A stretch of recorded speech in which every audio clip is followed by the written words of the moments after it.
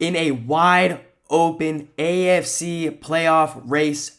There is no Patrick Mahomes in the playoff field in the 2026 NFL playoffs. All of these teams have a chance. But there are so many blatant reasons why these teams will not do anything this postseason. The Buffalo Bills' blatant issue the whole season has been their rush defense. It is one of the worst in the league. Bottom 5, they allow 136 rushing yards per game. Yeah. On the road, it gets a lot worse. And guess what? They're the 7th seed this year, 6th seed, whatever. They're playing every game on the road. It gets bumped up by 14 whole yards, 150 yards given up on the road to rushers of opposing teams. That is pathetic. That is possession 1, destroying your defense's availability. They're tired. And it's only going to get harder for this Buffalo Bills team as key run stuffer Jordan Phillips got placed on IR. He was their body eater. You put him out there, you say, go eat the right guard and center. Go take up their blocks, please. It's not going to get good for the Bills. They're getting injured. They're 30th in EPA per rush. Maxwell Harrison got hurt in the secondary. They have no depth. The defense, it's going to have to trud their way through this playoffs and hope Josh Allen does the most. The defense, they're 12th in success rate, 7th in EPA per play against the pass, 14th in sack rate, 8th in interception rate. They have a great pass defense, great in coverage. It's just they cannot let the run game get going against them. If you get the run game going, it's bad. The defense, it's just an average unit. They're 22nd in DVOA, which is compared to WAR in baseball. It's 22nd. It's not good. They're above average against the pass. Like I've said, it's an average defense. They cannot let teams run the ball over them. In this case, the Jags, they have a top running offense in the league. They need to stop Travis Etienne in this run scheme. This is Josh Allen's best chance to win in his past 5 years because there's no Patrick Mahomes. That's his kryptonite, Patrick Mahomes. He beats everybody but Patrick Mahomes. The defense needs to step up, and this is Josh Allen's best chance to win a Super Bowl. Liam Cohen and Duval are hosting a playoff game. What a time to be alive as to be in Jacksonville. Congrats to those fans. As a Trevor Lawrence stan his whole career, this has been like a blessing in my eyes. I honestly can't believe it's actually happened. He is looking great. Cohen has gotten that Clemson swagger back out of him. He's getting out of the pocket. He's using his legs. It's like Trevor Lawrence forgot he's 6'5" and could run. Yeah, you're literally Josh Allen, bro. It's like he's remembering it. But let's chill. I'm a realist at the end of the day. I don't have bias towards a team I like. Trevor Lawrence has been a bit fugazi towards the back end of the year. Yes, he's improved at everything you could ask him to improve at. He has. But it's not him. It's always, sometimes you play worse teams. It is what it is. And that's what's happened. The way to get at Trevor Lawrence and the Jacksonville Jaguars is putting him under pressure constantly. You have to blitz him 24/7. Or else you're going to have a tough time because him with a clean pocket is a top 5 quarterback in the NFL. He can put the ball where he wants to. He's completing 50% of his passes under pressure against a 5-man blitz. 23rd in EPA under pressure. That shows you the key way to beat them. You need to blitz. During their win streak, this is why I think it's total fugazi. They've only played the Chargers and the Broncos. I don't think the Broncos are that crazy. The Chargers, they have key missing pieces. T-Law got sacked 5 times against the Broncos. They were doing well. I just don't see how these improvements he's made can be like, yeah, he's going to do it no matter what against the Bills or through the playoffs. They played the Jets. They played the Colts twice without Daniel Jones. They played the Cardinals, and they played the Titans twice. You hear what I'm saying? They've played bums this back half of their winning streak. They have played nobody. So I don't know what I'm going to see out of Trevor Lawrence. Is he going to be playing the same way? Because these past games, He has improved against the blitz. Totally. He's been getting blitz almost 50% of his dropbacks. And he's completing the ball at a 65% rate. 0 interceptions. 124 rating. He has been awesome. He's been a top 10 quarterback in this league. He's been the future for Duval. And I am reluctant to believe that it's fully true. I can't believe Trevor Lawrence is fully there because he hasn't done it against an elite team yet. Against the Broncos, they were given the ball in easy positions to score. He was getting hit. Trevor Lawrence and Duval, they may be here. I need to see if Trevor Lawrence was beating up the bottom feeders of the NFL or if he has finally arrived. I cannot wait to see Duval on Sunday morning. The LA Chargers. This team is very simple. Their offensive line is dead. It's dead. Justin Herbert is a one-man mission wrecking crew, whatever you want to call it. It's Justin Herbert to glory. That's what he's going to try and do this postseason. I've said it over and over. I have never seen a quarterback be hit as much as Justin Herbert in his entire career. He is lucky he's a freaking giant, a unit. Like, dude, this offensive line has been decimated by injuries. I look at it like the Niners defense on the other side. If they were healthy, they had Slater, they had Alt, I think they're a top 3 favorite for the Lombardi Trophy, depending on how Justin Herbert looks in the playoffs, as he hasn't looked too great in his 2 prior appearances in the playoffs. Kind of like Phillip Rivers over there. But the Chargers are cursed. I'm sorry. They're completely cursed. The offensive line is horrible. This is the worst offensive line probably in years. They've allowed 54 sacks. Not in years. I'll take that back. Last year, we're not going to talk about Caleb Williams. He's taken 54 sacks this year.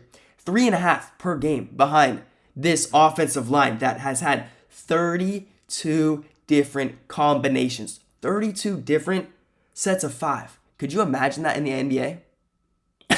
Could you imagine trying to build chemistry with 32 different lineups of 5 fucking players? No, you can't fathom that. The fact that they even made the playoffs, the fact that Justin Herbert is still alive, if I'm going to be honest, the fact that he's still healthy is crazy. The run blocking is just as bad. It's bottom 10 in EPA for both of them, per rush, per pass. It's terrible. If I had an MVP vote, I would vote Justin Herbert. That's how bad that offensive line is. They have a good defense. We'll give him that. But everything around him has fallen. He still has weapons, QJ. But we're not talking about that. The offensive line is the reason why the Chargers are doing nothing this postseason. Thank God they didn't match up with the Texans. I would have been praying for Justin Herbert. It may have been his last game. But let's see what they do in New England. The New England Patriots are back in the postseason. Yes, ladies and gentlemen, we had a little break, but now it's time to remember the Patriots are still a goated franchise. And it sucks because they have an MVP candidate named Drake May leading the lines. But what could hold this team back? When you look at it, the defense is fine. The weapons are fine. I don't know how Stephon Diggs is able to play with those accusations, but whatever. The offensive line can still hold this team back. Luckily, they got Will Campbell back. I think it was last week or the year prior. It's a unit that has been up and down. My question for this Patriots team, it's young. It has some experience on defense. It has some experience on offense in the playoffs. But Drake May, we haven't seen Drake May in the playoffs yet. When I look at this type of, I think it's really going to affect him from going from playing this light schedule. The back half of the year, they played the Jets, the Dolphins. Now they got to go into that playoff atmosphere. It's going to be a really big difference these past 2 weeks compared to entering Foxborough with playoff type of pressure. Playoff pressure is real. It's not fake.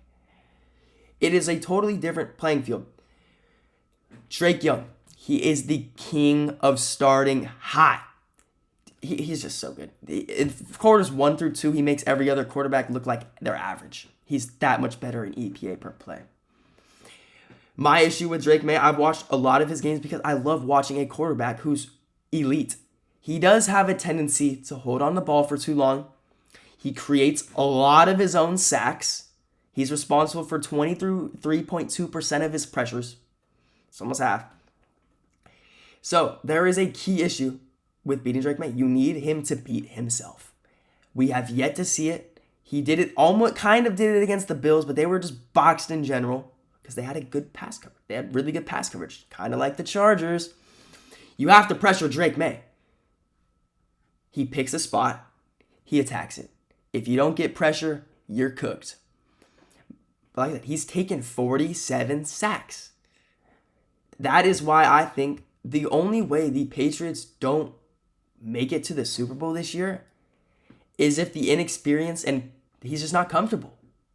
That's all it comes down to. I think Drake May is that good of a quarterback. He's literally Patrick Mahomes level. The only way they lose is if he beats himself.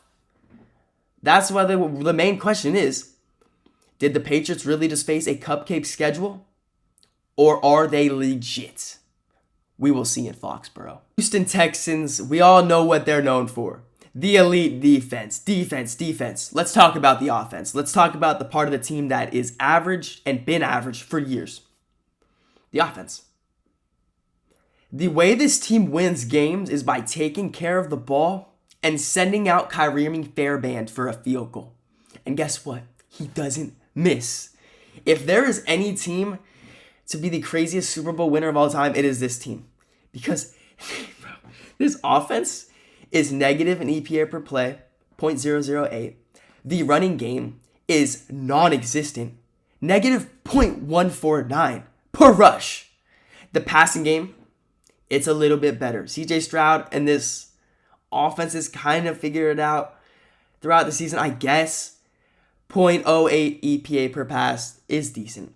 31.9 pressure rate. They're protecting Stroud. That was a big downside this whole season. He was getting sacked a lot in the middle of the season. 18.7 stuff rate on rushes. Yes, their rushing sucks. They can't run the ball to save their lives. 35.6% rushing success rate. 31st in the NFL.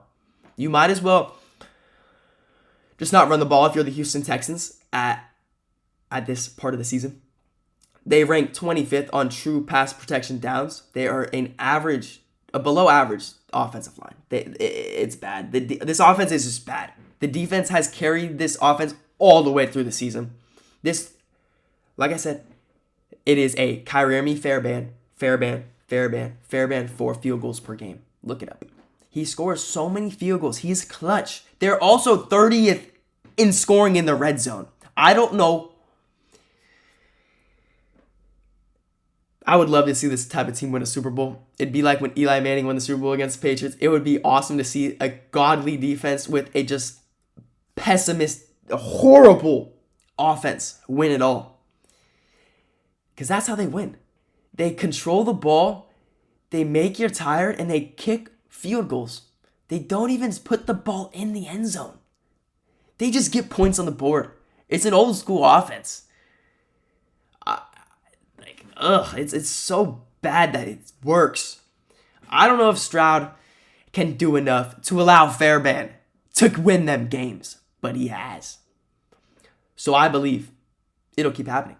Will the offense be enough to get Fairbairn in range? Let's see. The Pittsburg Steelers somehow made it to the postseason, ladies and gentlemen. After a Tyler Loop missed field goal, they made it. But they're just like the Texans. So everybody watching this video and watching this segment, put a unit, $10, I don't care, $20, $30 on the under of this game. It's in Pittsburgh. It's going under. The under is probably at like 38 right now. It's probably 35. That's how poop this game is going to be on offense. But the Pittsburgh Steelers, it's a dink and dunk stagnant offense, especially without DK these past 2 weeks. It was nothing. They averaged 6.6 yards per pass, bottom 5 in the league. It's a lot of A-Rod, change it up at the line of scrimmage, find a way to attack the defense. Thank God DK is going to be back.